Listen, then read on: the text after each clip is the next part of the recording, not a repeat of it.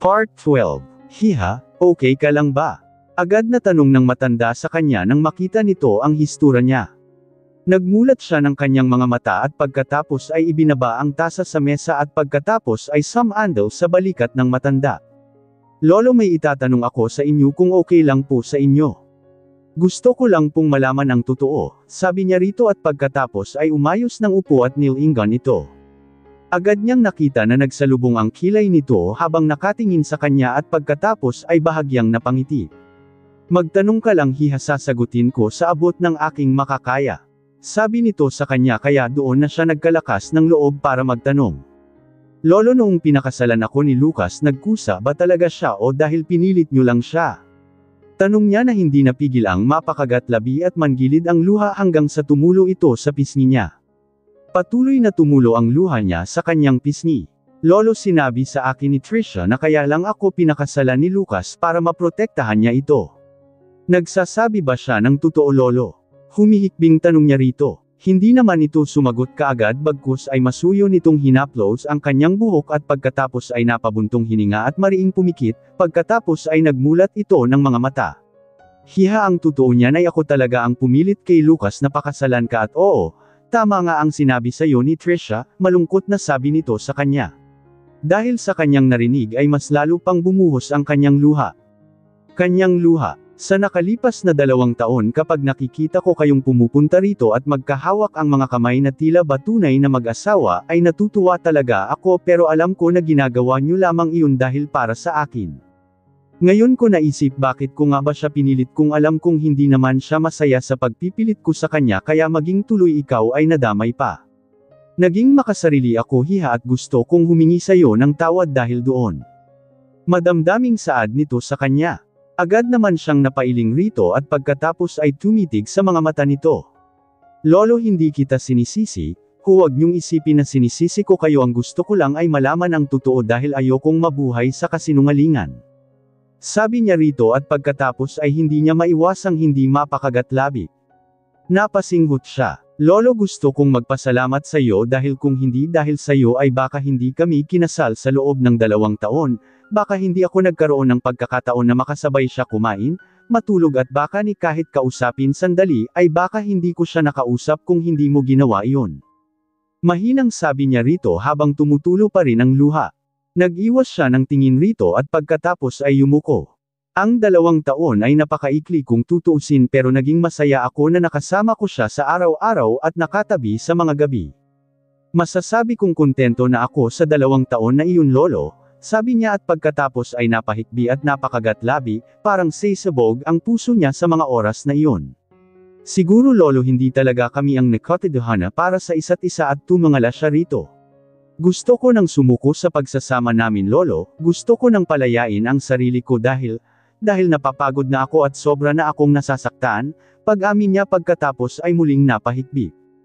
Napabuntong hininga ang matanda at pagkatapos ay hindi naiwasang hindi makaramdam ng lungkot dahil sa narinig niyang sinabi ni Annie. Hiha, inabot nito ang kamay niya at pagkatapos ay marahang pinisil. Sigurado ka na ba talaga sa desisyon mong ito? Tanong nito sa kanya. Mabilis siyang tumango at hindi na nagdalawang isip pa dahil wala naman ng dahilan pa. Opo, Lolo, sagot niya at pagkatapos ay nagpaskil ng isang ngiti sa kanyang labi. Sa halip na maghintay ako na magbago ang feelings niya ay mas mainam na lang siguro, Lolo, na ituring ko na lang na napakagandang alaala ng 2 taong pagsasama namin kahit na hindi kami ang magkasama hanggang sa pagtanda naming dalawa, dahil sa 2 taon na napakasama ko siya ay masasabi kong napakaswerte ko na, Lolo. Sabi niya habang patuloy pa rin sa pagtulo ang kanyang mga luha kahit na nakangiti siya. Sobrang nasasaktan siya ng mga oras na iyon. Sobra. Hiha, sabi nito dahil sobrang naantig ang puso nito dahil sa mga sinabi niya at hindi na rin ito napigil na magkalambong ang mga mata. Nahihirapan si Annie ngunit alam niya na iyon na ang pinakamagandang desisyon na gagawin niya at hindi na siya pwedeng umatras pa kahit na ayaw niya sana, kahit alam niyang masasaktan siya ng sobra. Handa pa kitang bigyan ng 10 minuti, hiha, baka sakaling magbago ang siip mo, sabi nito sa kanya. Habang pinapanood niya ito kung paano tumulo ang luha nito sa mata ay pakiramdam niya ay tila ba pinipiga ang puso niya sa mga oras na iyon, kaya agad niyang iniunat ang kanyang kamay upang panasan ang luha nito sa mata at pagkatapos ay napailing. Lolo, hindi na kailangan. Napag-isipan ko na ito ng mabuti at nakapagdesisyonan ko nang palayain siya para makasama na niya ang babaeng pinakamamahal niya, bulong niya rito habang may baikig sa lalamunan niya dahil sa sobrang pagpipigil niya ng kanyang emosyon. Sige hiha, mukhang buo na talaga ang isip mo kaya wala na akong magagawa pa kundi ang irespeto na lamang ang desisyon mo. Sabi nito sa kanya. Bigla nitong iniunat ang kamay at pagkatapos ay itinuro ang cabinet hindi kalayuan sa kanila. Ilabas mo ang box sa loob ng cabinet, sabi nito sa kanya. Agad naman siyang nagpunas ng kanyang mga luha at pagkatapos ay tumayo doon at lumapit sa cabinet at kinuha nga ang box doon pagkatapos ay bumalik siya sa tabi ng matanda at inilapag iyon sa mesang nasa harapan nila. Nakita niyang may kandado pala iyon at may numero, kailangan iyon ng password kaya agad siyang tumingin rito. Lolo, naaalala mo ba ang password nito? Agad niyang tanong rito. Ang birthday ng lola mo ang password, mabilis na sagot naman nito sa kanya. Lola, ulit niya sa sinabi nito. Sa totoo lang ay hindi niya ito naabutan dahil nang tuluyan na siyang makapasok sa pamilya Montenegro ay namatay na ito dahil sa sakit. Alam ni Lucas ang petsang iyon, hanapin mo siya para siya ang magbukas, sabi nito sa kanya. Sige po lolo, sabi niya at pagkatapos ay binitbit na niya ang box mismo dahil kung sakaling makuha nila mula doon ang marriage certificate ay ipapasauli na lamang nila ang box kay Tito Alex, lumabas siya ng pinto na mabilis ang tibok ng kanyang puso. Nang buksan niya ang pinto ay hindi niya nakita doon si Lucas at mukhang umalis ito, hindi na ito nakapaghintay pa. Akmang maglalakad na sana siya upang bumaba at hanapin si Lucas nang makaramdam siya ng biglang pagkahilo at halos ang kanyang mga tuhod ay manghina dahil sa sobrang pagkahilo. Halos pakiramdam niya rin ay nasusuka siya kaya pinilit niyang naglakad patungo sa silid na nasa tapat ng silid ng matanda dahil kung sa silid siya nito pupunta ay baka mag-alala pa ito sa kanya. Pagkapasok niya sa loob ng silid ay mabilis siya nagpunta sa sofa upang mahiga at pagkatapos ay dinukot niya ang kanyang cellphone upang tawagan sana si Lucas nang bigla na lang may pumasok sa isip niya bigla. Paano kung sabihin niya kay Lucas na hindi pumayag ang lolo nito na maghiwalay sila? O sabihin niya rito na hindi niya makuha ang certificate dahil ayaw nitong ibigay at dahil sa bagay na iyon ay magalit si Trisha at muling umalis ng bansa at katulad noong una na walang istorbo sa pagsasama nila. Eksakto kapag naipanganak niya ang sanggol ay siguradong magiging isa silang masayang pamilya. Nasa kalagitnaan siya ng pag-iisip nang bigla na lamang bumukas ang pinto kaya nagmadali siyang tumayo upang itago ang box sa kanyang likod. Pumasok si Lucas doon na nakasuot pa ng suit at lumapit sa harap niya. Tapos ka na bang makipag-usap kay Lolo? Tanong nito sa kanya at dahil sa pagsasalita nito ay hindi aksidenteng maamoy niya ang amoy ng sigarilyo mula sa bibig nito. Naninigarilyo ka ba? Tanong niya rito at pagkatapos ay napakunot ang noo. Isang stick lang. Well anyway, kamusta ang pag-uusap ninyo ni Lolo, pumayag ba siya? Tanong nito sa kanya. Napalunok muna siya bago siya sumagot. Hindi, sabi niya na may kasamang pag-iling pa. Well, kakausapin ko siya kung ganon, sabi nito at akmang tatalikod na sana nang pigilan niya ito. Wait Lucas, tawag niya rito at napatigil naman ito at nilingan siya. Nagsisisi ka ba na pinakasalan mo ako? Tanong niya rito bigla. Ilang segundo itong tumitig lamang sa kanya bago sumagot. Wala akong pinagsisisihan sa mga desisyong ginawa ko noon, isa pa ay iyon ang pinakamagandang gawin. Sagot nito sa kanya. Ang ekspresyon ng mukha nito ay katulad pa rin ng dati at ang mga mata nito na nakatitig sa kanya ay hindi niya mabasa kung ano ang emosyong nakapaloob sa mga ito. Pagkatapos nating maghiwalay, pwede pa ba tayong magkita? Kumain sa labas na tila isang normal lang na magkaibigan o magkakilala. Tanong niya habang nakatitig sa mga mata nito. Biglang lumapit sa kanya si Lucas at pagkatapos ay hinaplos nito ang buhok niya. Ano bang iniisip mo? Pagkatapos ng diborsyo ay ang pagiging Mrs. Montenegro mo lang ang mawawala, pero sa kabila ng lahat ng iyon ay mananatili pa ring ikaw ang pinakapaboritong apo ni Lolo at isa pa ay magiging parte ka pa rin ng pamilya Montenegro. Sagot nito sa kanya. What do you mean? Mahinang tanong niya rito. Well, ang plano talaga ni Lolo noon ay ampunan kanya bilang isang magiging tunay na apo niya sana, pero dahil sa nagpakasal tayo ay iyon ang naging daan para maging parte ka ng pamilya. Kahit pahiwalay na tayo ay syempre ay lagi pa rin tayo magkikita kapag may okasyon rito sa mansyon, magkwekwentuhan at kakain sa iisang mesa at ang tungkol naman sa pagiging magkaibigan. Napatigil ito bigla at napatitig sa kanya pagkatapos ay nagpatuloy. Hindi kita ituturing na kaibigan, sabi nito sa kanya. Napakuyom ang kanyang mga kamay dahil sa kanyang narinig at pagkatapos ay hindi siya nakasagot nang muli na namang narinig ang tinig nito. Ituturing kita bilang isa kong nakababatang kapatid na aalagaan at paprotektahan, sagot nito sa kanya na halos hindi siya makagalaw bigla. Nakababatang kapatid. Gusto niyang matawa dahil rito. Hindi niya akalaing pagkatapos ng 2 taong pagsasama nila ni Lucas ay tatawagan lang siya nitong nakababatang kapatid sa huli. Tila isa iyong sampal sa kanya. Napakalupit nito, sobra. Hindi siya nito gustong maging kaibigan at ayaw niya rin naman na tawagin siya nitong isang nakababatang kapatid. Isa iyong malaking kalokohan kapag pumayag siya at hindi siya ganun kamartir para magpakatanga.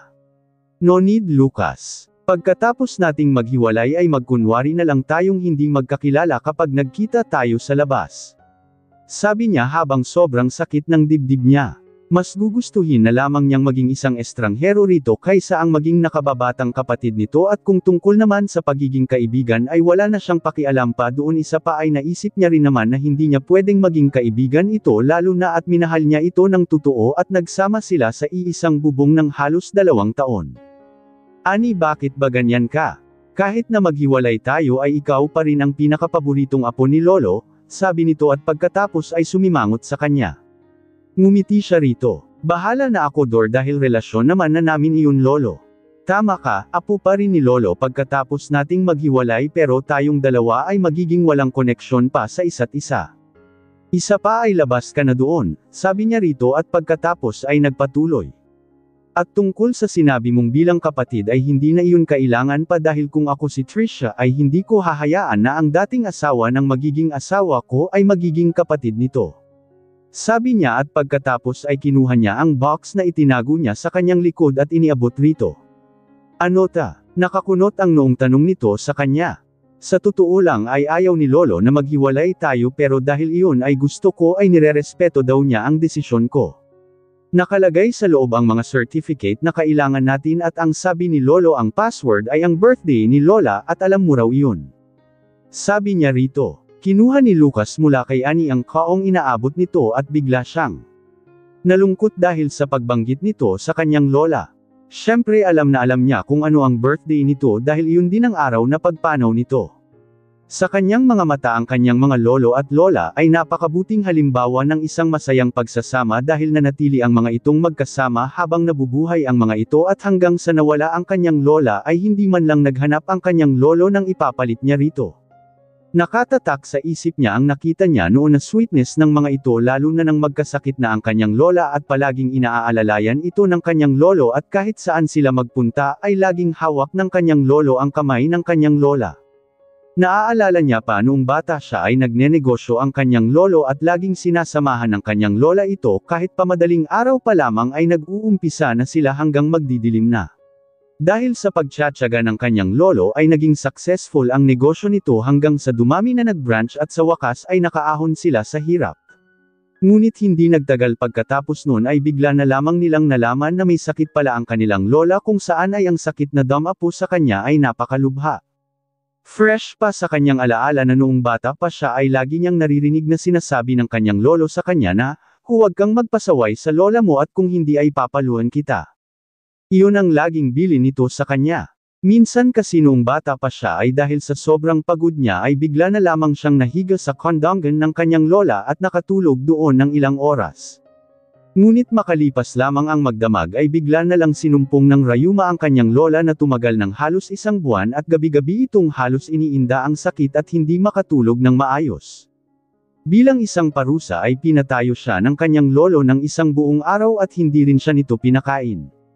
Sa kanyang pagkakaalala ay iyon ang unang beses na pinarusahan siya ng kanyang lolo ng ganoon katindi. Walang nakapidyo rito ngunit nang nalaman ng kanyang lola ang tungkol rito ay pinagalitan nito ang kanyang lolo. Dahil bata pa nga siya noon ay halos wala pa siyang kamuwang-muwang.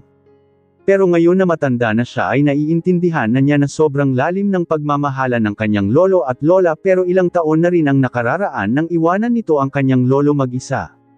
Nang makita ni Annie na namumula ang mga mata ni Lucas ay nag-aalala niyang tinanong ito. May problema ba? Hindi mo pa ako sinagot at may mali ba nang banggitin ko sa'yo ang tungkol sa lola mo? Sunod-sunod na tanong niya rito. Natatakot ako na baka malungkot si Lolo dahil wala ni sinuman sa buong pamilya na naglakas loob na banggitin sa kanya ang tungkol kay Lola o ni ang salitang Lola, man lang, sabi nito sa kanya. Nang marinig niya ito ay hindi na niya nagawang magtanong pa. Bigla siyang nagilty bigla. Napatingin siya sa box at pagkatapos ay tinanong ito. Alam mo pa ba ang password? Kung naaalala mo pa ay buksan mo na. Sabi niya na lamang rito. Natatandaan ko pa, sagot nito kasabay ng pagtango. Hintayin mo ako rito sandali at may gagawin lang ako, sabi nito sa kanya at pagkatapos ay tinalikuran siya nito at umalis. Iniwan siya nito dong mag-isa. Wala siyang nagawa kundi ang sundan na lamang ito ng tingin at wala siyang ideya kung ano ang gagawin nito dahil ang sabi lamang nito sa kanya ay maghintay siya doon at ang ibig sabihin lamang nun ay babalik rin naman ito kaagad. Wala siyang choice kundi ang maghintay rito. Isa pa ay anong oras pa lang naman. Makakahabol pa sila sa appointment nila. Halos takbuhin ni Lucas papunta sa silid ng kanyang lolo. Pagkapasok niya doon ay kaagad niya itong nakita na nakaupo sa upuan nito malapit sa bintana at nakapikit. Lolo, tawag niya rito at nang marinig nito ang kanyang tinig ay nagmulat ito ng mga mata at tumingin sa kanya. Halika rito maupo ka, sabi nito at itinuro ang upuan na nasa harap nito.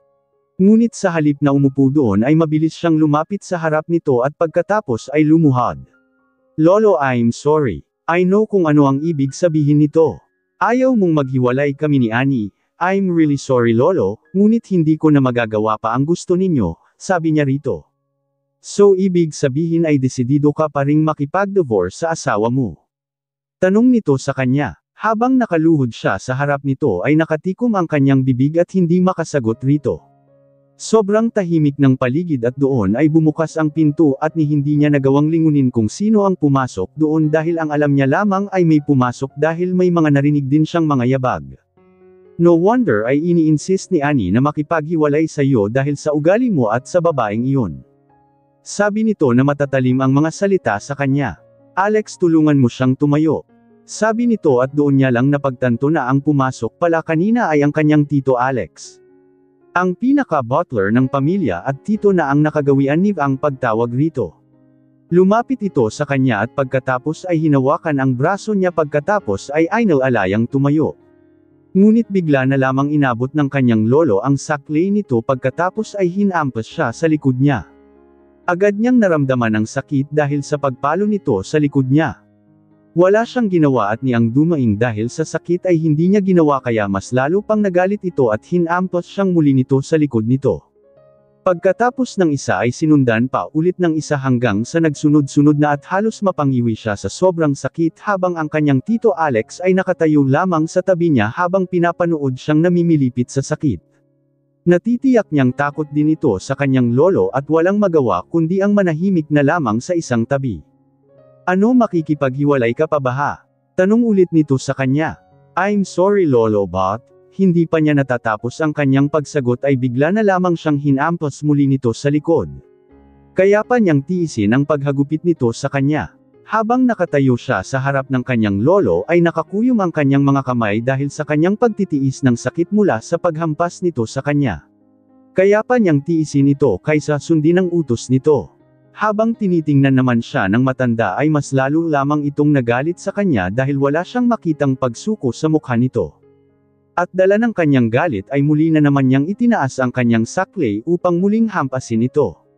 Nang makita niya ang pagbuwelo ng kanyang lolo upang hampasin siyang muli ay napapikit siya at napakuyom ang mga kamay. Maging ang kanyang mga labi niya ay mariin niyang pinagdikit at hinintay na damapo sa kanya ang paghampas nito ngunit wala siyang nahintay hanggang sa narinig niya na lamang ang tinig ng kanyang tito Alex kaya napamulat siya ng kanyang mga mata. Sir, kung ihahampas niyo ulit yan kay Master Lucas ay baka mabalian na siya ng buto. Sabi nito at pagkatapos ay nakita niyang pinigilan pala nito ang saklay ng kanyang lolo kaya walang hamampas sa kanya. Mukha namang malakas ang katawan niya kaya hayaan mo lang siya. Hindi ako titigil hanggat hindi ko naririnig ang gusto kong marinig.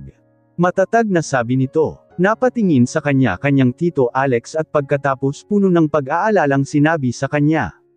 Lucas iho, pwede bang gawin mo na lang ang gusto ng iyong lolo para matigil na ang pagbubugbog niya sa iyo? Sabi nito sa kanya. Tumitig siya sa mga mata nito at marahang ngumiti. Tito, alam kong nag-aalala kayo para sa akin, ngunit kung ang pagbugbog sa akin ni lolo ang makakapagpagaan sa nararamdamang galit niya ay hayaan niyong bugbugin niya ako. Sagot niya rito. Ang mga sinabi ni Lucas ay mas lalo pang nagpagalit sa kanyang lolo, na kung saan sa mga oras na iyon ay hindi lamang ito galit na galit kundi nanginginig na ito dahil sa sobrang galit. Mabilis na pinatabi ng matanda ang kanyang tito Alex at muli na naman siyang hinampas nito. Sa pagkakataong iyon ay mas malakas na kaysa sa mga nauna. Nang mga oras na iyon ay ramdam na ni Lucas ang pananakit ng katawan niya at halos mapada asterisk nang na siya dahil sa sobrang sakit ng katawan niya, at pagkatapos ay bigla na lamang napaubo at nakita niya ang pulang likido na tumalsik mula sa bibig niya at napunta sa carpet na nasa paanan nila. Master Lucas, tawag sa kanya ng kanyang tito Alex at mabilis na nilapitan. Dahil nga sa mga lumabas na dugo mula sa bibig niya ay sobra itong nag-alala sa kanya. Matapos itong makalapit sa kanya ay napahawak ito sa likod ni Lucas at naramdaman nitong basa iyon, kaya dali-dali nitong hinubad ang suot nitong suit at tumambad sa mga mata nito ang pulang likido sa buong likod nito. Sa mga oras na iyon ay nakaluhod na sa harap ng matanda si Lucas at maging si Alex. Napatingala siya rito at galit na galit rin ang matanda hanggang sa mga oras na iyon habang nakatitig sa apo nito at tila ba wala pa rin itong balak na tumigil sa kabila ng kalagayan ni Lucas. Kung magpapatuloy ang pambubugbog nito sa apo ay baka hindi maganda ang maging kahihinatnan nito. Bigla siyang napaisip kung paano ito matitigil, walang makakapigil rito kung hindi si Annie. Siya lamang ang tiyak na pakikinggan nito at wala nang iba pa. Upang mailigtas si Lucas sa kamay ng malupit nitong lolo ay mabilis siyang lumabas ng silid na iyon upang hanapin si Annie. Samantala pagkatapos umalis ni Alex ay muli pang hinampas ng 3 beses ng matanda si Lucas at pagkatapos ay nakaramdam ng pagod kaya naupo sa harap nito. Tumigin siya kay Lucas na namimilipit ng sakit sa kanyang paanan. Katulad ka lang din pala ng iyong ama na mas gusto pa ang ibang babae kaysa sa sariling asawa. Galit na saad nito. Alam mo Lucas, kami ng lola mo ay nagmahalan kami sa buong pagsasama namin sa kabila ng hirap na naranasan namin noong una kaming nagsama. Nalampasan namin ang lahat ng pagsubok na dumating sa buhay namin ng magkasama. Hindi rin kami nagkulang sa isa't isa, ngunit hindi ko maintindihan kung bakit nagkaroon ako ng apo na katulad mo na nagmana sa kanyang ama. Talagang kung ano ang puno siya rin ang bunga. Pinalaki ko siya ng maayos at pinag-aral, at maging ikaw, pinag-aral kita, pinakain at binihisan. Binigay ko rin sa iyo ang lahat, ngunit wala ka pa ring utang na loob. Tuloy-tuloy na sabi nito. Tahimik lang na pinakinggan ni Lucas ang mga sinabi nito at hindi siya nagkaroon ng lakas ng loob na sumagot. Wala siyang balak na ipaliwanag ang sarili niya o ni ipagtanggol man lang, dahil alam niya na tama ito. Alam niyang katulad lang din siya ng kanyang ama at sinaktan niya si Annie. Kasalanan niya ang lahat. Wala siyang balak sumagot dahil handa siyang tanggapin ang lahat ng sasabihin nito sa kanya. Matalino ka naman sa pagkakaalam ko, pero bakit gumagawa ka ng desisyon na padalos-dalos at ang pakikipaghiwalay pa talaga ang naisip mo? Pumasok ba dyan sa isip mo kung ano ang mararamdaman ni Annie dahil sa desisyon mo? Tanong nito. Tinanong ko na siya tungkol doon lolo at nag-usap na kami nang banggitin ko iyon sa kanya. Nakuha niyang sagutin ito, isa ay dapat din namang malaman nito ang lahat. Sinabi ko sa kanya na kung may gusto siyang hilingin sa akin ay ibibigay ko sa kanya hanggang sa abot ng aking makakaya para maging masaya rin siya, sagot niya rito. Nakita niyang napangisi ito sa kanya. At ano ang ibibigay mo sa kanya? Property. Tanong nito. Malamig siya nitong tinapunan ng tingin. Panipig. Nakita niyang napangisi ito sa kanya. At ano ang ibibigay mo sa kanya? Property. Tanong nito. Malamig siya nitong tinapunan ng tingin. Pagkatapos ng 2 taong pagsasama nyo ay alam nating pareho na ni minsan ay hindi man lang gamasta si Annie ng pera mo Lucas, hindi ba? Tanong nito sa kanya muli at alam niyang may katotohan ito. Ang pinakauna nitong paggasta ay kahapon nang namili ito. Hindi lang pera, bahay, kotse at mga mamahaling alahas ang kaya kong ibigay sa kanya kung gusto niya, at handa kong ibigay pa sa kanya kung may idagdag pa siyang hihilingin sa akin. Sabi niya rito. Halos manginig naman ang kanyang lolo sa labis na galit dahil sa narinig niyang sagot rito. Muli nitong dinampot ang saklay nito at mabilis siyang hinampas nitong muli. Nanatili siya sa kanyang pwesto at ni hindi man lang nagmakaawa na itigil na nito ang ginagawa sa kanya. Kung iiwan mo siya ano ang magiging buhay niya? Wala siyang trabaho at alam mo namang ang kanyang ina ay matagal nang namatay at ang kanyang ama ay. Napatigil ito bigla. Mas mainam na sigurong sabihin na wala na siyang ama dahil alam naman natin na ang kanyang ama ay lulong sa sugal. Dagdag pa nito, ni wala siyang kapatid at ni matawag na kamag-anak. Hindi mo ba naisip iyon? At kapag nalaman ng iba na hiniwalayan mo siya, hindi mo ba inisip na pagchichimisan siya ng mga tao at hindi lang siya kundi maging ikaw, sabi nito sa kanya. Ngunit pinilit niyang magsalita sa kabila ng sakit ng katawan niya. Lolo, pagkatapos naming maghiwalay ay parte pa rin siya ng pamilya dahil aalagaan ko pa rin siya at protektahan mula kahit na anuman, sagot niya rito. Nagpapatawa ka ba, Lucas? Saad nito at baka sa mukha nito ang labis na pagkadismaya. Hindi mo ba kilala si Annie? Sa tingin mo maglalakas siya ng loob na humingi sa'yo ng tulong pag nagkataon kapag nahirapan siya o ni sa akin? Dagdag pa nito, okay, I see. Hindi mo talaga siya kayang alagaan dahil sa ugali mong yan. Sabi nito, siguro nga, mas maganda na ring iwanan mo siya at maghiwalay kayo pero tandaan mo, Lucas, si Annie ang pinakapaborito kong apo at hindi ikaw. Kahit na maghiwalay kayo ay hindi ako papayag na saktan siya ng kahit na sinuman. Sabi nito sa kanya. Medyo napanatag ang loob ni Lucas nang marinig niya ang sinabi nito. Lolo, huwag kayong mag-alala dahil ipinapangako ko na hindi ko siya hahayaang masaktan ng kahit na sinuman. Sabi niya rito. Tumitig ito sa kanyang mga mata at pagkatapos ay nagsalita. Tungkol sa Trisha na yun, kung talagang hihiwalayan mo si Annie ay hindi ko gugustuhin ang babaeng iyon na makapasok sa ating pamilya at kung gusto mo talagang magpakasal sa kanya ay hintayin mong mamatay ako muna. Sabi nito sa kanya. Lumunok siya at pagkatapos ay sumagot rito ng buong tapang. Lolo, pasensya na pero pakakasalan ko pa rin siya at magiging isa kaming pamilya kahit na ayaw ninyo sa kanya. Matigas na sagot niya rito. Anong sinabi mo? Muling umahan ang galit sa dibdib nito at pagkatapos ay muling kinuha ang saklay upang muling hampasin ito nang bigla na lamang bumukas ang pinto at bigla itong napatigil dahil sa pagdating ng kung sino hanggang sa may lumapit sa kanya at hinawakan siya sa kanyang balikat. Hinaplos nito ang kanyang mukha at sa haplos pa lamang nito ay alam niya na kaagad kung sino ito, walang iba kundi si Annie. Lucas, okay ka lang ba? Nag-aalalang tanong kaagad ni Annie rito. Halos manginig ang mga kamay niya nang makita niya ang mga dugo sa katawan nito kaya dali-dali siyang tumangala sa matanda. Lolo, please, tama na po, sabi niya rito na nagmamakaawa para sa kalagayan ni Lucas.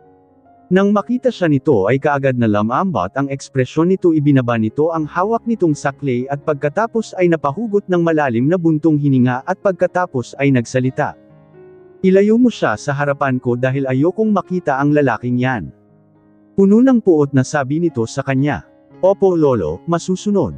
Kaagad niyang sagot rito at pagkatapos ay maingat na inilalayan ito at pagkatapos ay nilinggan niya ang lalaking nakatayo sa gilid na walang iba kundi ang kanyang tito Alex. Tulungan niyo po akong alalayan siya, sabi niya rito. Hindi na rin naman ito nag-aksaya pa ng oras at mabilis na lumapit sa kanila at maingat na inilalayan si Lucas sa kabilang side nito. Ilang minuto pa ang lumipas ay tuluyan na silang nakarating sa silid nila sa mansyon na iyon. Masakit ba? Nanginginig ang boses niyang tanong rito. Hindi niya iyon maiwasan lalo pa at nakikita niya ang bahid ng dugo sa suot na kamiseta ni Lucas. Isa pa ay doon niya naisip na mali pala ang tanong niya dahil tiyak na masakit nga talaga iyon. Kailangan mong tiisan ang hapdi at gagamutin ko na muna ang mga sugat mo. Sabi niya rito at pagkatapos ay tumayo upang kuhanin ang medical kit. Siguro dahil sa kanyang pagkataranta ay medyo natagulan siya sa paghahanap nito dahil nagpabalik-balik siya at halos hindi niya matindaan kung saan niya nga ba hahanapin ito. Nang makita niya ang medical kit ay nagmadali siyang bumalik sa silid at pagkatapos ay naupo kaagad sa likuran ni Lucas pagkatapos ay dahan-dahan niyang itinaas ang damit nito at halos mapangiwi siya nang makita ang mga sugat nito. Nanginginig ang kamay niyang binitawan ang damit at binuksan ang medical kit. Napakaraming pasa nito sa likod at hindi niya inaasahang ganun kagrabe ang sasapitan nito sa kamay ng sarili nitong lolo. Ang mga karaniwang mga saklay ay karaniwang makinis at kapag inihampas ay hindi magkakaroon ng sugat ang mga ito ngunit tiyak na magkakapasalamag at hindi masusugatan ngunit ang mga saklay ng kanyang lolo ay ipinasadya at gawa iyon sa matigas na bakal kaya paniguradong napakasakit kapag tumama ito sa katawan. Puno ng dugo ang damit mo, pupunitin ko na lang ito.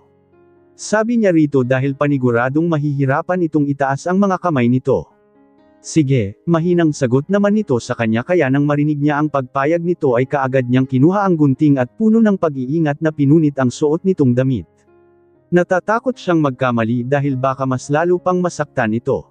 Isa pa ay baka masagi niya ang alinman sa mga sugat nito kaya lubos siyang nag-ingat sa ginawa niya. Nang matapos niyang punitan sa wakas ang damit nito ay napadako ang kanyang mga mata sa sugat nito sa likod. Napakarami nitong ngunit tiyak na hindi na ganon kalalim ngunit sigurado siya na masakit pa rin ang mga iyon. Humugot muna ng malalim na hininga si Annie bago niya inumpisahang linisan ang sugat ni Lucas at pagkatapos niyang malinis ito at malagyan ng gamot ay nilagyan ni Annie ng mga benda ang mga sugat nitong natamo.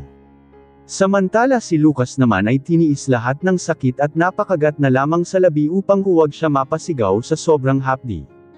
Hindi tuloy maiwasan ni Annie na hindi humangsa sa tapang nito dahil kung ibang tao lang siguro ay baka napasigaw na dahil sa sobrang hapdi. Tapos na, sabi ni Annie pagkatapos niyang lagyan ng benda ang pinakahuling sugat nito. Salamat, mahinang bulong nito. Niligpit niya ang kanyang mga ginamit at pagkatapos ay hindi niya maiwasang hindi mapatanong rito. Bakit pinuntahan mo pa si Lolo? Ibinigay na nga niya sa akin ang certificate. Tingnan mo tuloy kung ano ang nangyari sa'yo, sabi niya rito. Agad na gumuhit ang isang ngiti sa labi nito. Kailangan kong tanggapin ang galit niya dahil alam kong galit na galit siya dahil sa nangyari. Isa pa ay kung iyon ang paraan para gumaan lang ang pakiramdam niya ay bakit ko siya pipigilan hindi ba? Sagot naman nito sa kanya. Pero ang likod mo, punong-puno ng sugat at pasa sabi niya at hindi niya pa rin maiwasang ang hindi mag-alala rito. Okay lang ako isa pa ay sanay na ako dahil maliit pa lang ako ay madalas na akong parusahan ni Lolo kaya lang ay magkakaiba ang mga parusang natanggap ko sa kanya noon. May mga masakit at may mga hindi naman masakit, isa pa ay ang mga parusa niya ay hindi naman nakakasama sa akin. Dagdag pa nito sa kanya. Hindi na lamang siya sumagot rito at napatitig na lamang sa mukha nito at pagkatapos ay napalingon sa oras at nang makita niya kung anong oras na ay nagdalawang isip pa siyang banggitin rito iyon. Alas 12 na, pupunta pa ba tayo sa Civil Affair Bureau? Tanong niya rito. Sige pero kumain na muna tayo. Sabi nito sa kanya. Okay, mabilis niya rin namang sagot rito ngunit kasabay nito ang pagkayam niya ng kanyang mga kamay dahil sa galit. Para lamang mapapayag nito ang lolo nito sa gusto ay tinanggap nito ang pambubugbog nito sa kanya kahit na sobrang nasaktan ito ng sobra basta lamang maghiwalay sila. Mukhang atat na talaga itong makipaghiwalay sa kanya at makasama ang babaeng totoong mahal nito. Ang hiwalayan ito ang huling bagay na magagawa niya para rito. Hindi na lamang siya nagsalita pa o nagkomento ngunit mabilis siyang tumayo at kinuha ang box at pagkatapos ay ibinigay rito. Buksan mo muna ito, sabi niya rito. Okay, sagot nito at pagkatapos ay mabilis na inabot ito. Inikat ni Lucas ng ilang beses ang mga numero at ilang sandali lamang ay nabuksan na ang box at inilabas nito mula doon ang kanilang marriage certificate kasama ng mga titulo ng mga bahay na iniregalo sa kanila. Kinuha niya ang mga ito mula doon at isinama sa mga dokumentong inihanda niya. Nang nasa loob na sila ng kotse ay tinanong siya ni Lucas kung ano ang gusto niyang kainin at nag-isip muna siya ng matagal nago siya sumagot. Gusto ko ng mami, sagot niya rito. Mami, sigurado ka ba? Gulat na tanong nito sa kanya. Mabilis siyang tumango at pagkatapos ay sumagot. Oo tama ka nang narinig mami talaga. Pero ang gusto ko ay ang mami sa tapat ng high school kung saan ako nag-aral noon. Napakunot ito ng noo at tinapunan siya ng tingin. Saan ka ba nag-aral ng high school noon? Tanong nito sa kanya. Sa City High, agad naman nasagot niya rito. Hindi ko akalaing pareho pala tayo ng school na pinasukan. Sabi nito, bigla naman siyang nagulat sa naging sagot nito at siya naman ang napalingon rito. Talaga, doon ka rin pala nag-aral. Tanong niya na natila ba ngayon niya lang narinig ang balitang iyon ngunit sa totoo lang ay matagal na niyang alam iyon. Matagal na niyang alam na doon rin ito nag-aral, ang kaso nga lang ay hindi siya nito maalala, samantalang siya simula noon ay hindi niya ito nakalimutan hanggang sa mga oras na iyon. Pagdating nila sa tapat ng City High ay sabay silang bumaba ng sasakyan at hindi inaasahang napakaraming tao sa tapat ng paaralan. Agad nilang hinanap ang mamihan sa harap ng school, ngunit nakailang ikot na sila ay hindi nila ito nahanap, kaya nagtanong-tanong sila at doon nila nalaman na matagal na palang umalis ang nagtitinda ng mami. Nadismaya si Annie dahil doon at tila kailan lang noong huli siyang kumain doon ng mami. Ilang taon nga ba ang nakalipas? Marami nang nagbago simula noon. Dahil sa kanyang pagkaalala ng nakalipas ay naalala niyang hindi lang ang mga bagay ang nagbago kundi maging ang mga tao rin. Humanap na lamang sila ng ibang nagtitinda ng mami at nakanap sila sa isang stall mabuti na laman at may bakanteng upuan pa, kaya kaagad silang umupo doon at nag-order. Iginala niya ang kanyang paningin sa loob at maraming kumakain, napaisip siya na mukhang sikat yata ang stall na napuntahan nila. Ilang sandali pa ay nag-order na sila at mabilis lang din naman nilang isinerve ang in-order nila. Kanina pa siya nagugutom, kaya nang maamoy niya palang ang amoy ng mami ay kaagad na siyang nag-umpisang kumain. Nang maubos niya ang sa kanya ay tayo lang niya naalala na may kasama nga pala siya, at nang lingunin niya ito ay kaagad niya nakita na kalahati pa lamang ang nakakain nito sa mami nito. Napalingon siya sa bintana ng stall at doon ay tanaw niya ang maluwang na field sa harap ng paaralan na pinalilibutan ng matatayog na puno. Biglang bumalik sa kanya ang isang tagpo noon kung saan siya ay freshman pa lamang at si Lucas naman ay nasa senior high school na, nang bigla niyang marinig ang boses ni Lucas kaya napakurap-kurap siya. "Anong iniisip mo?" tanong nito sa kanya. Nang lingunin niya ito ay ubos na pala nito ang kinakain nitong mami. Napatitig naman siya rito at pagkatapos ay nagtanong, "Lucas, natatandaan mo pa ba yung araw na una tayong nagkita?" Napatango ito. "Natatandaan ko pa," sagot nito at pagkatapos ay napatingin ito sa suot niyang jade na bracelet na nasa kanyang kamay. Nang ibigay ni Lolo ang bracelet sa iyong ina dahil sa pagkakaligtas nito sa buhay ni Lolo at ni Daddy, sagot nito. Ngumiti siya rito at pagkatapos ay napatango. "Oo, iyon nga," mahinang sagot niya. Nakalimutan nito ang una nilang pagkikita dahil hindi iyon ang unang beses na nagkita sila, at sa kasamaang pala ay hindi na nito natatandaan iyon. "Naniniwala ka ba sa love at first sight?" biglang tanong niya ulit rito. "Hindi," mabilis na sagot naman nito sa kanya, napakabilis nitong sumagot at pagkatapos ay muli na namang nagsalita. "Hindi ako naniniwala doon dahil hindi pa naman nangyari sa akin." Dagdag pa nito, Kay Trisha, hindi ka ba na love at first sight sa kanya?" tanong niya pa. Ibang usapan ang kay Trisha, malalim na sagot nito na halos magkasalubong na ang kilay ng mga oras na iyon dahil siguro sa dami ng tanong niya. Pero siya, naniniwala siya sa love at first sight dahil noong unang beses niya itong makita ay alam na niya kaagad na mahal na niya ito, at simula noong unang araw na masilayan siya ng kanyang mga mata ay hindi na tumigil ang puso niya sa pagtibok para rito, at umabot na iyon ng 10 taon. Hindi na siya muling nagtanong pa at nanahimik na lamang, lalo pa nang makita niyang 1:30 na ng hapon. Pagkatapos nilang kumain ay muli silang bumalik sa kotse. Pagkatapos ng kalahating oras na biyahe ay nakarating na sila sa wakas sa Civil Affair Bureau sa eksaktong 2:00 ng hapon. Ngunit akmang bababa pa lamang sana sila ng kotse nang bigla na lamang mag-ring ang kanyang cellphone at ang kanyang tito Alex ang tumatawag na kaagad niyang sinagot. Nang marinig niya ang sinabi nito ay kaagad siyang napatikip sa kanyang bibig dahil tila isang bomba ang balaitan dala nito sa kanya. "Pupunta ako, pupunta kami," sabi niya rito, at pagkatapos ay bigla na lamang napabulahon ng iyak, samantala si Lucas ay agad na lumingon sa kanya at hinawakang ang magkabilang balikat niya. "What's wrong?" nag-aalalang tanong ni Lucas sa kanya nang makita siya nitong umiiyak. "Kailangan nating pumunta sa ospital ngayon din dahil ang sabi ni Tito Alex ay bigla na lamang daw nawala ng malay si Lolo at bumagsak sa sahig. Isinugod raw ito sa ospital at kasalukuyang nasa emergency room." Sagot niya na halos manginig. Matanda na ito at nitong ang mga nakaraang mga araw ay hindi na maganda ang lagay ng kalusugan nito. Hindi niya tuloy alam kung maayos pa ba itong makakalabas ng emergency room. Natatakot siya sa pwedeng mangyari rito. Natatakot siya na baka. Tuldok-tuldok. Nahila siya mula sa kanyang pag-iisip nang mapansin niya na hindi pa rin pala gumagalaw ang kotse. Mabilis niyang nilingan ito. "Ano pang ginagawa mo, Lucas?" Tara na sa ospital, galit na sabi niya rito at halos mag-isang linya ang kilay niya. Napahigpit ang hawak ni Lucas sa manibela at kalmado pa ring nakaupo doon. Kung si Annie ay sobrang kinakabahan siya ay hindi. Nilinggan niya ito. Annie, don't worry. Sigurado ako na walang sakit si Lolo. Sabi niya rito. Nakita niyang nanlaki ang mga mata nito dahil sa sinabi niya ngunit hindi sumagot kaya nagpatuloy siya. Noong bata ako ay madalas magpanggap si Lolo na may sakit para lang mapaniwala at mapasunod niya ako sa gusto niya. Maraming beses na niyang ginamit sa akin iyon. Malamang ayaw niyang mahiwalay tayo kaya gumagawa na naman siya ng pakulo niya at ito nga ang pagkakaroon na naman ng sakit ang naisip niya para mapasunod ako. Sabi niya rito. Akala niya ay magiging maayos si Annie kapag sinabi niya iyon at gagaan ang loob nito ngunit tila mas lumala lamang ang nararamdaman nito. Galit na pinanlakihan ni Annie ng mata si Lucas. Lucas, ano bang klaseng pag-iisip meron ka? Galit na tanong niya rito. Wala akong pakialam kung anong ang pagkakaintindi mo tuloy sa bagay na iyon.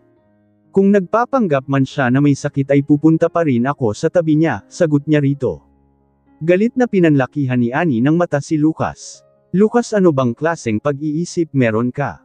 Galit na tanong niya rito. Wala akong pakialam kung anong ang pagkakaintindi mo tuloy sa bagay na iyon. Kung nagpapanggap man siya na may sakit ay pupunta pa rin ako sa tabi niya. Sagot niya rito. Mag-drive ka at pupunta tayo sa ospital. Sabi niya rito. Hindi niya kayang umupo lamang doon na walang ginagawa dahil hindi siya mapalagay. Alam niya na hindi na maganda ang lagay nitong mga nakalipas na araw at mukhang pagod na pagod ito. Kung totoo man ang sinabi ni Lucas sa kanya ay hindi na mahalaga pa iyon. Kahit peke at umaarte lamang ito ay gusto niya pa ring siguruhin kung kamusta ba ang kalagayan nito. Kaya pagdating nila sa ospital ay kaagad na dumiretso si Annie sa emergency room. Nang makita niya sarado ang emergency room at bukas ang mga ilaw ay halos panawan siya ng lakas at dumausda sa sahig. Dad, Mom, kamusta ang lagay ni Lolo? Mahinang tanong niya sa mga ito. Nang mga oras na iyon ay pakiramdam niya ay tila ba may mabigat na bagay na bigla na lamang dumagan sa kanyang dibdib. Bukod pa doon pakiramdam niya ay tila may mawawala na naman sa kanya. Nang makita niya ang mukha ng kanyang ina at ama na nakatayo sa tabi ng pinto ng emergency room ay alam niya na kaagad na hindi lang isang pag-arte ang nangyari sa kanyang lolo. Hindi tulad ng dati. Bakit bigla na lamang siyang isinugod sa emergency room? Ano ba talaga ang nangyari kay Lolo? Sunod-sunod na tanong niya sa mga ito. Napasulyap siya nang wala sa oras sa kulay pulang napakilang sulat sa pinto at bigla na lamang tumibok ng abnormal ang kanyang puso. Nilinggan niya ang kanyang ama na ang mga mata ay namumula at habang nakatitig siya rito ay hindi niya maiwasang hindi mapansin na tila ba mukhang tumanda ito bigla sa paningin niya. Mommy, sabihin niyo sa akin ang totoo, sabi niya sa kanyang ina dahil sa mga kilos ng mga ito ay tila ba sila may itinatago. Biglang napapikit ang kanyang ina at napabuntong hininga pagkatapos ay tumitig sa kanyang mga mata. Ngayon ay mukhang hindi na talaga namin may tatago sa iyo ang totoo, isa pa ay ito na rin siguro ang tamang oras para malaman mo ito. Mahinang sabi nito sa kanya. Naghintay siya nang sasabihin nito. Sa totoo lang ay simula nang ma-diagnosed siya ay hindi na naging maganda ang lagay ni Papa. He has an advanced liver cancer and a month ago ay sinabi ng doktor na si Papa ay. Biglang gumaralgal ang tinig ng kanyang ina at halos hindi na kayang ituloy pa ang mga sasabihin. Nilapitan ito ng kanyang ama at hinaplos ang balikat nito. Dahil nga hindi na makapagsalita ang kanyang ina dahil nag-umpisa na itong maging emosyonal ay ang kanyang ama na ang nagpatuloy sa sinasabi ng kanyang ina. Kaya ginanap ang araw ng kaarawan ni Lolo ilang linggo bago ang totoong birthday niya sa takot na baka hindi na niya abutin ito at ayaw niyang mangyari iyon. Siya rin ang nagsabi na huwag nang sabihin sa'yo at kay Annie ang tungkol rito. Walang nagawa si Annie kundi ang mapaiyak nang marinig niya ang sinabi ng kanyang biyenan.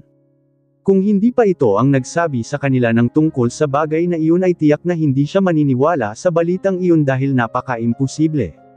Paanong ang napakasiglang matanda at laging nakangiti sa kanya tuwing magkikita sila ay magkakaroon ng ganoong klaseng sakit? At nang malaman nila ang tungkol doon ay nasa malalang stage na ito. Bakit? Hindi niya maiwasang mapatanong sa kanyang isip. Bakit ngayon lang nila nalaman? Bakit mas pinili nilang itago iyon sa kanila? Hindi ito totoo, napailing si Lucas at pagkatapos ay napatitig sa kanyang ama na nangingilid na ang luha. Hindi ako naniniwala sa'yo, nagsisinungaling lang kayo. Sabi niya rito napakagatlabi siya. Simula bata ako ay napakahilig ni Lolong lokohin akong may sakita siya para sumunod ako sa kanya. Pwedeng ngayon ay ganun din, di ba? Alam kong alam nyo rin na ayaw niyang maghiwalay kami ni Annie at handa akong mangako sa kanya na kapag gumaling siya ay hindi ko nahihiwalayan si Annie at mananatili ako sa tabi niya hanggang sa panghabang buhay. Sabi niya, ngayon ay makikinig na ako sa kanya at susundin lahat ng gusto niya, basta-basta gumaling lang siya. Patuloy niya, alam ng kanyang ama na mahihirapan itong tanggapin ang totoo, ngunit kailangan itong tanggapin iyon. Hindi ako nagsisinungaling Lucas at hindi rin ito isang pag-arte lamang dahil totoo ito. Kung ayaw mong minwala ay pumunta ka sa doktor niya at i-request mo sa kanya an ipakita sa iyo ang mga records ni Papa, sabi nito sa kanya. 3 months ago ay na-diagnosed siya na may terminal liver cancer, dagdag pa nito. Biglang lumalim ang kanyang mga mata habang nakatingin rito at napakuyom ang mga kamay. 3 buwan nyo nang alam ang tungkol rito pero bakit hindi nyo man lang nagawang sabihin sa amin? Tandang padamdam panipik. Puno ng diin ang bawat bigkas niya ng salita dahil galit na galit siya. Siya ang lolo ko at tatay nyo dad, nalaman mo na pala pero pinili mo pa ring itago sa akin, sa amin. Muling sabi niya na halos maglabasan na ang ugat sa kanyang noo.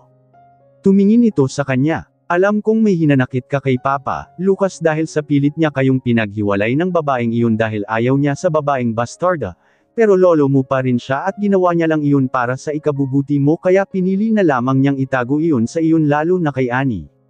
Sabi nito sa kanya, may kinikimkim na siyang galit dati sa kanyang ama ngunit ngayon ay mas lalo lamang iyong nadagdagan dahil sa pagtatago nito ng pagkakasakit ng kanyang lolo. Mabilis siyang lumapit rito at pagkatapos ay kuwinelyuhan ito at halos gusto ng suntukin ito ngunit nang makita ng kanyang ina na sobrang galit na galit siya ay mabilis itong lumapit sa kanya. Lucas, alam kong galit ka dahil sa paglilihim namin ito sa iyo pero hindi mo pwedeng sisihin ang daddy mo dahil kung hindi kami pumayag na itago sa inyo ang totoo ay baka hindi pumayag si Papa na magpagamot. Sabi ng kanyang ina, kaya wala kaming choice kundi ang itago ito sa inyo, dagdag pa nito. Pagkatapos nitong magsalita ay muli na namang tumulo ang luha mula sa mga mata nito. Wala ding nagawa si Annie kundi ang mapaiyak na lang din. Pero ang sabi niyo ay nagpapagamot siya hindi ba? Pero bakit ganito pa rin? Muling tanong ni Lucas. Matanda na si Lolo. Sino ang makakatakas sa advanced stage liver cancer? Ang gamot na ibinibigay sa kanya ay para lang mabawasan ang sakit na nararamdaman niya at hindi ko rin alam kung sapat ba iyon para gumaling siya ng tuluyan. Humikbing sagot ng ina ni Lucas. Mas lalo pa siyang napahikbi nang marinig niya ito. Napakahirap tanggapin ang bagay na ito, ngunit alam nila pare-pareho na kailangan nilang maging handa at kailangan nilang maging matatag kung ano man ang sakaling mangyari. Si Lucas ay napatayo ng matuwid habang nakayuko at nakatitig sa sahig. Nakakuyom ang mga kamay nito at tumutulo na rin ang luha sa mga mata nito. Alam ni Annie na sobrang nalulungkot ito, iniisip nito marahil na sana ay nagbibiro na lamang ang kanyang lolo. Alam niyang sobrang nahihirapan ito kaya kaagad niya itong nilapitan at pagkatapos ay hinawakan ang magkabila nitong braso. Katulad mo ay umaasa akong totoo ang sinabi mo sa sasakyan. Mahinang bulong niya rito. Sana ay nagsinungaling lang sa atin si lolo, sana marinig ko ulit na tawagin niya akong apo at sana. Napahikbi siya. Sana marinig ko pa ang pagtawa niya. Hindi sumagot si Lucas at patuloy lamang sa pagiyak. Kahit na muli kang hampasin ni Lolo ng saklay niya ng 10 beses pa mas marami pa ay mas gugustuhin ko na iyon at hindi ko siya pipigilan kahit na mabugbog ka ng sobra. Tumutulo ang luhang sabi ni Annie rito. Mas gugustuhin ko na rin iyon kaysa ang ganito. Malungkot na sagot ni Lucas sa kanya. Dahil sa sagot nito ay napatango siya at napayakap rito ng mahigpit at mas lalo pang naiyak. Gusto niyang pagaanan ang loob nito, gusto niyang huwag na itong malungkot. Nabasa ang suot ni Lucas na damit dahil sa kanyang mga luha. Dahil sa pagkakayakap ni Annie ay nahawakan niya ang mga sugat ni Lucas ngunit alam niya na hindi mahaharap ni Lucas na intindihin ang mga sugat nito dahil sa kanyang lolo.